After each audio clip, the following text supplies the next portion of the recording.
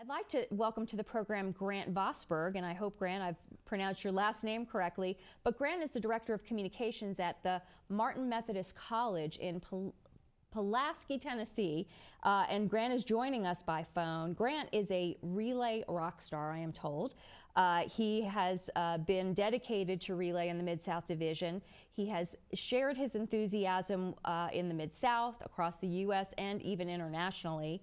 He's a member of the nationwide relay advisory team and leadership training team. Grant, welcome to the program.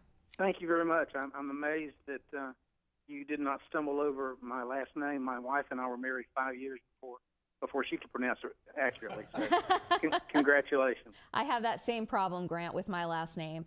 So tell us how you got involved in relay, and tell us what it's meant to you and your family. Well, I want to thank ACS for letting me tell my story to all the staff across the country. But I guess more accurately is to tell our story, because this really is my wife's story and my story. And I'll just sort of go ahead and tell it to you if I can. I met my wife at a first grade birthday party. Now, you need to understand, we were not chaperones. We were participants, invitees. We were 6-year-old partygoers.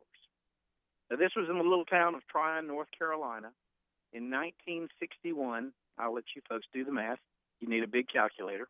It was at Cindy Bishop's birthday party, and that's where this story all started. I can remember the game we were playing, the building I was running toward to hide. In full stride, I glanced over to the right, toward the Redwood picnic shelter at this park, and I literally stopped dead in my tracks.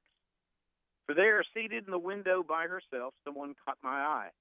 She was in a little white dress with blue frills. And to this day, I remember thinking, who is that? Now, I know it sounds like a sappy scene from a bad after-school special on the Disney Channel, but that's absolutely how it happened. And, before you all ooh and awe over little Robin Foster's picture, like a bunch of oogling grandparents, just know that this little boy wasn't any slouch either. So that's really how this story began. Robin and I would be in class together a few times throughout grade school, and finally got together during our freshman year in high school. And that's when I told her parents about that initial sighting at Cindy Bishop's first grade birthday party. Her mother exited the room, and now, having been married to Robin for 35 years, I understand that pack-ratedness is an inherited trait passed down from mother to daughter, because her mom returned a few minutes later with the very dress that I had just described. And I knew then and there that if we were to marry someday and then, sadly, divorce, her parents would sue for custody of me. So we dated through high school and continued to date on and off through college. Eventually, we did get married in 1978, and I'm happy to say I never had to test that custody theory with her parents, because we have remained married through 2 children, now ages 31 and 28, through several job changes, through 8 different homes, in 5 different towns, in 3 different states, and among other personal challenges, through 2 separate cancer journeys, first hers and then mine, both diagnosed as colorectal cancer 17 years apart. A rare, against all odds, his and hers experience through which we've learned unbelievably valuable lessons about life and faith, family and friends, about the American Cancer Society, and Relay for Life, and most importantly, about each other. Now, hers occurred on March 4th, 1995. It's a date we will never forget, because it was our son's 13th birthday, and her battle would be won against all odds. To be diagnosed with colon cancer a month shy of her 40th birthday in and of itself was shocking enough. But the diagnosis came when her colon perforated because of the tumor. Had we not already been in a hospital emergency room at the moment it occurred, well, we're just forever glad that we were. And it was the start of a 2-year battle that would include 18 months of chemotherapy, 6 weeks of radiation, 3 surgeries, and 2 blood transfusions. As she dropped to a rail-thin 107 pounds, I literally carried her out of our house and into our van for the final 3 trips to radiation. Yet through it all, we learned valuable lessons and wonderful truths. One wonderful insight I'd like to share came from one of the sweetest men I've ever known. His name is German de Sasa. He's a native of Ethiopia who became a close friend when we both worked at Presbyterian College in South Carolina. He was at my side during Robin's most difficult moments of her battle, and I'll never forget the day he gave me an insight that I have since shared with people all over the country, even on his own native continent, when I conducted a relay university training in South Africa in 2008. There's an old Ethiopian proverb that said that the taller the mountain to climb, the more you keep your head down and keep your eyes on your feet. I immediately told him that sounded so counterintuitive to me because in our culture, we're taught to focus on the finish line, keep our eyes on the prize. No, no, no, no, he said. Not when the mountain seems so insurmountable. Not when the challenge is so daunting. Then you must keep your eyes on your feet. And with each step, you celebrate a victory. Then you take another step, and you celebrate another victory. You look down, you step, you celebrate. You look down, you step, you celebrate. And as you do this, something amazing happens, my friend. For as you're looking down, celebrating each step as a victory, you eventually see the other side of the mountain.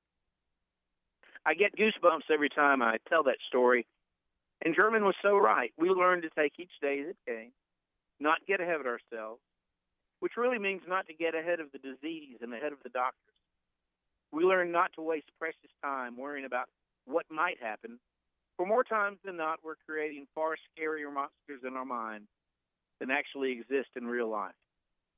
We learn that a CT scan or a blood test is not unlike taking an exam in school. You take the test on Friday. You won't get the grade until the following Wednesday, but your answers are what they are, and worrying about them Saturday through Tuesday can't change those results.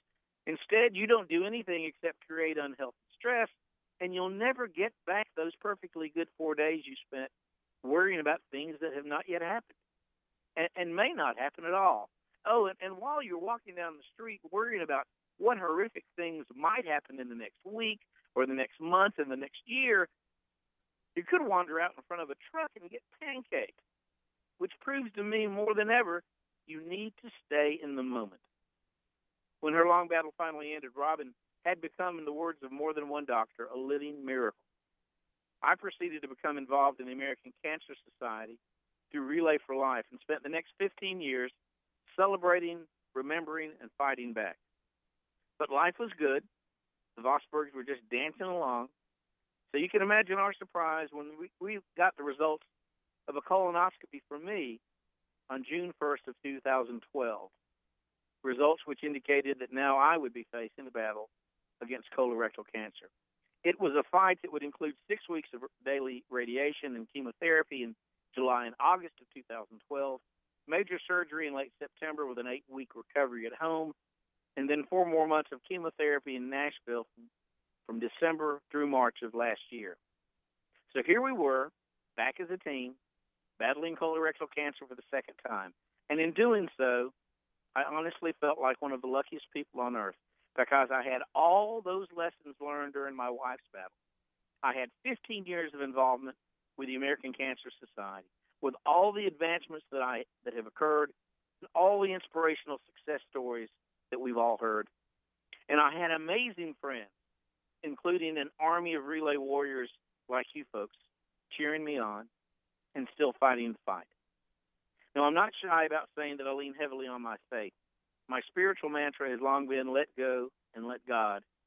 And at no time in my life has that been more tested than over the past 10 weeks, only 4 months after celebrating what we thought would be what we thought was a cancer-free PET scan in July of last year.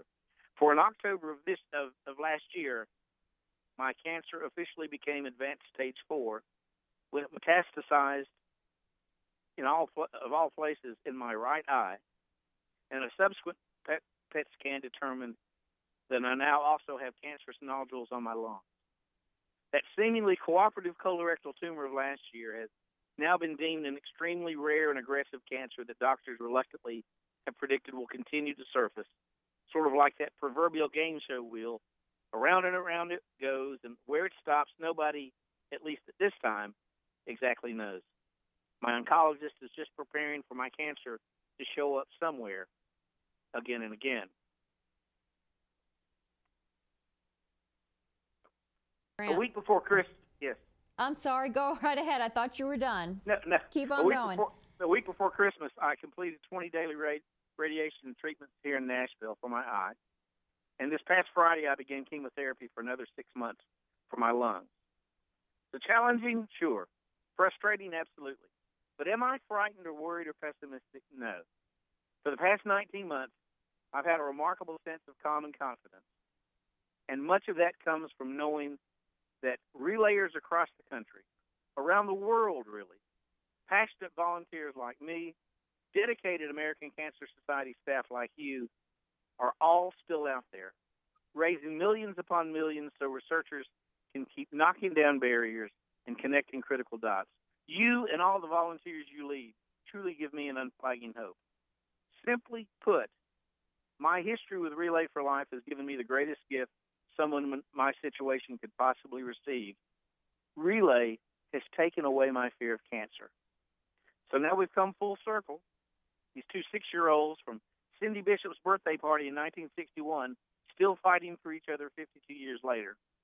But now we know that our story didn't really start there at that birthday party. It actually began 4 years earlier. As you know, the American Cancer Society has funded countless scientists and researchers through the years who have made significant advances in the fight against this disease. And one of those people was Charles Heidelberger, who in 1957 developed fluorouracil, or 5-FU, which became and remains the chemotherapy protocol for colorectal cancer. So think about what that means as I wrap this up. As it turns out, the American Cancer Society had already saved the life of that little 6-year-old girl 4 years earlier when she was 2, and she wouldn't need it for another 38 years. And then on June 1st of last year, or 2012, we learned at the same time in 1957, the American Cancer Society saved the life of that little 6-year-old boy when he was only 2, and he wouldn't need it for 55 more years.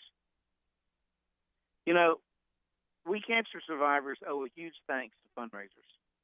In the case of my wife and me, it's what I like to affectionately call those little blue-haired ladies, our grandmothers and great-grandmothers who went door to door back in the 1940s and 50s to raise money for ACS to help fund the research of Charles Heidelberger. Over the past 28 years, the lifesavers have been relayers who are raising millions upon millions of dollars to save the lives of people they may never know, all in the name of finding a cure. So, thank you for the commitment each of you has made over your ACS career, the long hours, the endless miles, the countless meetings, and the constant encouragement you give your volunteers. Now, let's all begin to finish the fight. After all, somewhere out there may be another little 6-year-old boy who is about to stop dead in his tracks at a first-grade birthday party because he sees a cute little 6-year-old girl in a white party dress with blue frills. Well, guess what? The funds we've raised may have already saved their lives. And if we just go all in and finish the fight, maybe, just maybe, those two little 6-year-olds may grow up not even knowing that there was ever once a disease called cancer. It can happen, and hope can win. On behalf of all the volunteers and all those cancer survivors out there, thank each and every one of you for what you do to give us hope and to take away the fear of this dreaded disease.